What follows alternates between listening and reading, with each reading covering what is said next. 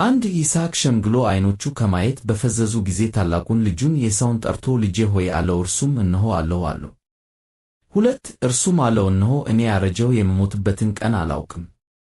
3 አሁንም ማደኛህን የፍላጻህን አፎትና ቀስትህን ውሰድ፣ ወደ ምድረ በዳም ውጣ፣ አደንም አድነኝ። 4 ሳልሞትም ነፍሴ እንድትባርክህ የጣፈጠ መብል እኔ እንደምወደው አዘጋጅተህ በላ ዘንድ አምጣልኝ።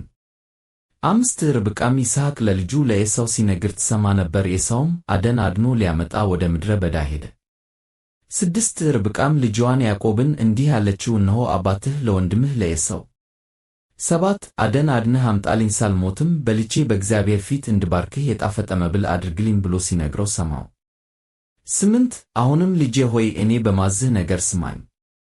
9 ወደ መንጋ ሄደህ 2 መልካካም ጠቦቶች አምጣልኝ፣ እነርሱንም ጣፋጭ መብል ለአባትህ እንደሚወደው አደርጋለሁ።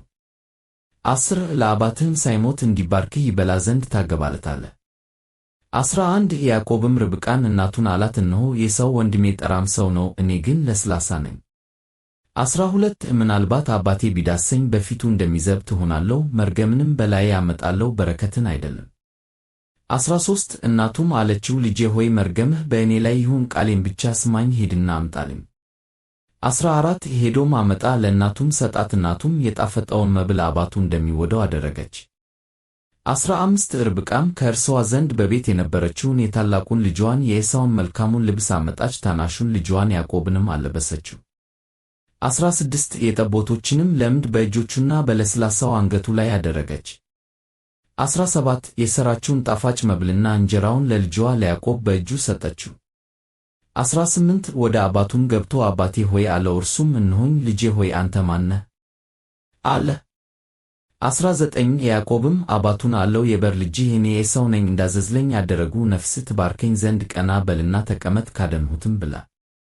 20 ይስሐቅም ልጁን ልጄ ሆይ እንዴት ፈጥነህ አገኘኸው አለው። እርሱም እግዚአብሔር አምላክህ ወደ እኔ ስለ አቀረበው ነው አለ። 21 ይስሐቅም ያዕቆብን ልጄ ሆይ አንተ ልጄ ኤሳው እንደሆንህ ወይም እንዳልሆንህ እዳስስ ዘንድ ቅረበኝ አለው።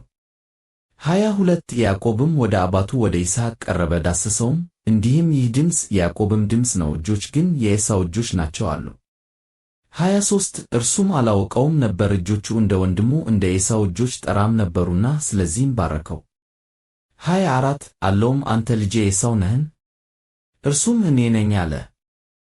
25 እርሱም ከልጄ አደን እንድበላና ነፍሴ እንድትባርክህ አቅርብልኝ አለ። አቀረበለትም፣ በላም፣ የወይን ጠጅ አመጣለት፣ እርሱም ጠጣ። 26 አባቱ ይስሐቅም ልጄ ሆይ ወደ እኔ ቅረብ ሳመኝም አለው። 27 ወደ እርሱም ቀረበ፣ ሳመውም፣ የልብሱንም ሽታ አሸተተ፣ ባረከውም፣ እንዲህም አለ፣ የልጄ ሽታ እግዚአብሔር እንደ ባረከው እርሻ ሽታ ነው። 28 እግዚአብሔርም ከሰማይ ጠል ከምድርም ስብ የእህልንም የወይንንም ብዛት ይስጥህ። 29 አሕዛብ ይገዙልህ፣ ሕዝብም ይስገዱልህ፣ ለወንድሞችህ ጌታ ሁን፣ የእናትህም ልጆች ይስገዱልህ፣ የሚረግምህ እርሱ ርጉም ይሁን፣ የሚባርክህም ቡሩክ ይሁን። 30 ይስሐቅም ያዕቆብን ባርኮ ከፈጸመ በኋላ ያዕቆብም ከአባቱ ከይስሐቅ ፊት ከወጣ በኋላ ወዲያው በዚያው ጊዜ ኤሳው ከአደኑ መጥቶ ገባ። 31 እርሱም ደግሞ ጣፋጭ መብል አዘጋጀ፣ ለአባቱም አገባ። አባቱንም አባቴ ይነሣ፣ ነፍስህም ትባርከኝ ዘንድ ከልጁ አደን ይብላ አለው። 32 አባቱ ይስሐቅም አንተ ማን ነህ አለው። እርሱም እኔ የበር ልጅህ ኤሳው ነኝ አለው። 33 ይስሐቅም እጅግ ደነገጠ፣ እንዲህም አለ፣ ያደነውን አደን ወደ እኔ ያመጣ ማን ነው? አንተ ሳትመጣም ከሁሉ በላው ባረኩትም፣ እርሱም የተባረከ ሆኖ ይኖራል። 34 ኤሳውም የአባቱን ቃል በሰማ ጊዜ ታላቅ እጅግም መራራ ጩኸት ጮኸ፣ አባቱንም አባቴ ሆይ እኔንም ደግሞ ባርከኝ አለው። 35 እርሱም ወንድምህ በተንኰል ገብቶ በረከትህን ወሰደብህ አለ። 36 እርሱም አለ፣ በእውነት ስሙ ያዕቆብ ተባለ፣ 2 ጊዜ አሰናክሎኛልና ብርናዬን ወሰደ፣ አሁንም እነሆ በረከቴን ወሰደ፣ ደግሞም ለእኔ በረከትን አላስቀረህልኝም አለ።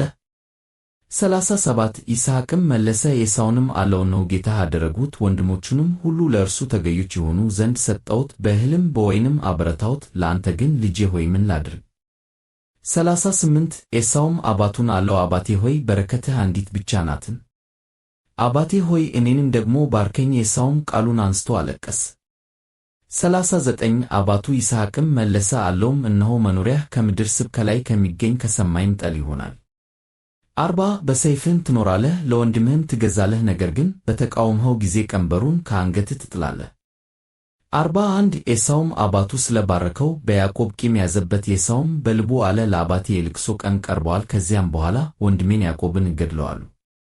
42 ለርብቃም ይህ የታላቁ ልጅዋ የኤሳው ቃል ደረሰላት። ታናሹን ልጅዋን ያዕቆብንም አስጠርታ አስመጣችው፣ አለችውም እነሆ ወንድምህ ኤሳው ሊገድልህ ይፈቅዳል። 43 አሁንም ልጄ ሆይ ቃሌን ስማ፣ ተነሳና ወደ ካራን ምድር ወደ ወንድሜ ወደ ላባ ሂድ።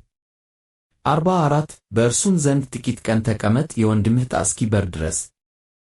45 የወንድምህ ዕጣ ከአንተ እስኪመለስ ድረስ ያደረግበትንም እስኪረሳው ድረስ ከዚያም ልኬ አስመጣሃለሁ። በአንድ ቀን ሁለታችሁን ለምን አጣለሁ? 46 ርብቃም ይስሐቅን አለችው፣ ከኬት ሴቶች ልጆች የተነሣ ሕይወቴን ጠላሁት። ያዕቆብ ከዚህ አገር ሴቶች ልጆች ሚስትን የሚያገባ ከሆነ በሕይወት መኖር ለምኔ ነው?